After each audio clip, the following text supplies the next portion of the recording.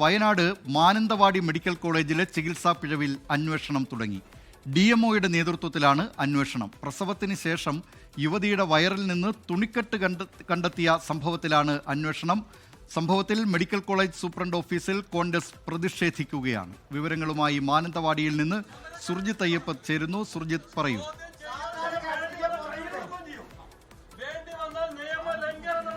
ദിലീപ് കുമാർ, ഈ ആശുപത്രി സൂപ്രണ്ടിന്റെ ഓഫീസിന് മുന്നിലാണ് ഇത്തരത്തിലൊരു പ്രതിഷേധം കോൺഗ്രസ് നേതാക്കൾ നടത്തുന്നത്. ഇവിടുത്തെ പ്രാദേശിക കോൺഗ്രസ് നേതാക്കളുടെ നേതൃത്വത്തിലാണ് ഇപ്പോൾ പ്രതിഷേധവുമായി മുന്നോട്ട് പോകുന്ന ഒരു സാഹചര്യമുള്ളത്. യൂത്ത് കോൺഗ്രസ് പ്രവർത്തകരാണ് ഉള്ളത്. ഇതുമായി ബന്ധപ്പെട്ട അന്വേഷണം തുടങ്ങിയിട്ടുണ്ട്. DMO ഈ യുവതിയിൽ നിന്ന് വിവരങ്ങളടക്കം ശേഖരിക്കുന്ന നിലപാടാണ് സ്വീകരിക്കുന്നത്. അത് മാത്രമല്ല, ആശുപത്രി രേഖകളടക്കം പരിശോധിക്കുന്നുണ്ട്.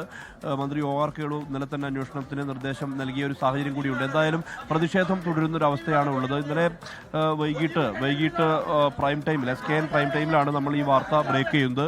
ഇതേ തുടർന്നാണ് മന്ത്രി OR കേളുവിൻ്റെ ഇടപെടലുണ്ടായത്. ഇപ്പോൾ ഇതിനകത്ത് എന്താണ് സംഭവിച്ചത് സംബന്ധിച്ചുള്ള വലിയ രീതിയിൽ ഏത് സാഹചര്യത്തിലാണ് ഇത് സംഭവിച്ചത് എന്നടക്കമുള്ള ഗുരുതരമായ ചികിത്സാ പിഴവ് ചൂണ്ടിക്കാട്ടിക്കൊണ്ടാണ് ഇത്തരത്തിലൊരു പ്രതിഷേധവുമായി കോൺഗ്രസ് രംഗത്തെത്തുന്ന ഒരു സാഹചര്യം. കോൺഗ്രസിന്റെ നേതാക്കളെല്ലാം തന്നെ ഇവിടെയുണ്ട്. ഇവരുടെ നേതൃത്വത്തിലാണ് ഇപ്പോൾ പ്രതിഷേധം നടക്കുന്നത്. ഈ ഓഫീസിന് മുന്നിൽ പോലീസ് സന്നാഹം കൂടി നിൽക്കുന്ന ഒരവസ്ഥ ഉണ്ടായിട്ടുണ്ട്. എന്താണ് നിങ്ങളുടെ ആക്ഷേപം?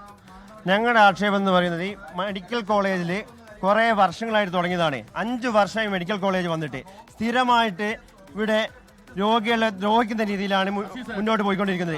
ഇതിനെതിരെയുള്ള സമരമാണ്. ഇത് ഇന്നലത്തെ ആദ്യത്തെ ഒരു സംഭവമല്ല. തുടർച്ചയായിട്ട് ഇവിടെ വലിയ രീതിയിലുള്ള വീഴ്ചയാണ് സംഭവിച്ചുകൊണ്ടിരിക്കുന്നത്. അതിനെതിരെ ശക്തമായ സമരമാണ് ഞങ്ങൾ മുന്നോട്ട് പോകുന്നത്. ഏത് തരത്തിലാണ് നിങ്ങൾ പ്രതിഷേധം?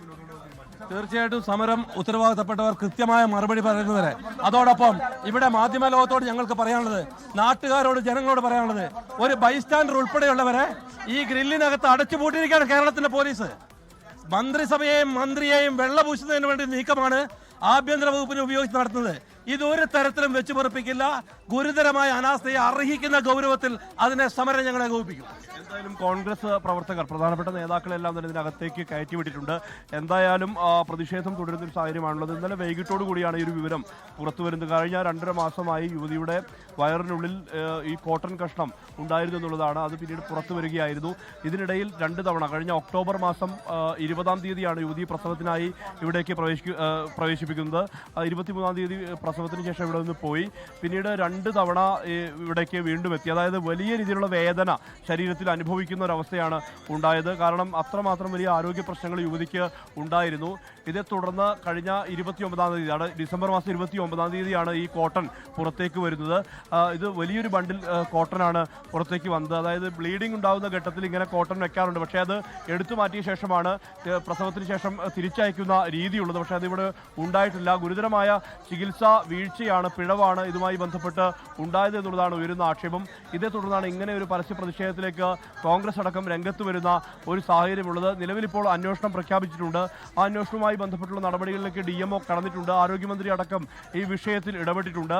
ആരോഗ്യമന്ത്രി വീണ ജോർജ് വ്യക്തമാക്കിയ കാര്യം, ഇതുമായി ബന്ധപ്പെട്ടുള്ള അന്വേഷണം കൃത്യമായ രീതിയിൽ തന്നെ മുന്നോട്ട് പോകുന്ന ഒരവസ്ഥ ഉണ്ട് എന്നുള്ളതാണ് പറയുന്നത്. എന്തായാലും വലിയ രീതിയിലുള്ള ഒരു പ്രതിഷേധം രൂപപ്പെടുന്നു. ലോകത്തെവിടെയായാലും ഏത് സമയത്തും 24 വാർത്തകളും ഓഗ്മെന്റഡ് റിയാലിറ്റി പാക്കേജുകളും എക്സ്പ്ലെയിനറുകളും വിശദമായി കാണാൻ ഞങ്ങളുടെ YouTube ചാനൽ നിങ്ങൾക്ക് സബ്സ്ക്രൈബ് ചെയ്യാം.